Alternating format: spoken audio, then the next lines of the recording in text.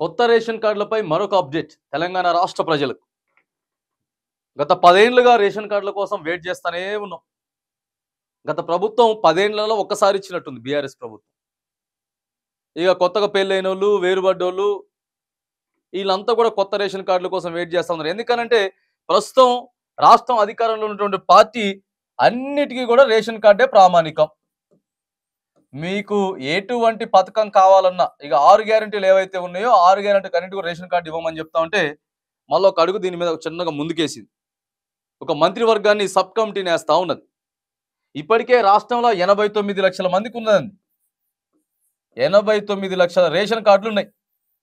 ఉండాల్సిన దానికంటే ఎక్కువ ఉన్నాయట. మళ్ళీ ఇప్పుడు ఒక 20 నుంచి 30 లక్షల మందికి ఇవ్వాలట. 20 లక్షల నుంచి ఇప్పుడు మళ్ళీ ఒక 30 లక్షల మందికి ఇవ్వాలి. ఏంది పరిస్థితి అని చెప్పి దీంట్లో ఏమైనా తీసేసేటి ఉన్నాయా, బోగస్ కార్డులు తీసేసేటి ఏమైనా ఉంటే తీసేసి మరొక 20-30 లక్షలు ఏవైతే ఉన్నాయో దాంట్లో యాడ్ చేయాలని చెప్పి ఇక దానికి సంబంధించినటువంటి మంత్రి పొంగులేటి శ్రీనివాసరెడ్డి, దామోదర నరసింహ మంత్రి, ఈ రెవెన్యూ శాఖ మంత్రి ఎవరైతే ఉన్నారో, ఆ తర్వాత హెల్త్ మినిస్టర్ ఆరోగ్య శాఖ మంత్రి దామోదర నరసింహ, పొంగులేటి శ్రీనివాసరెడ్డిని మాత్రానికి మరి దీంట్లో కీలకంగా చేర్చారు.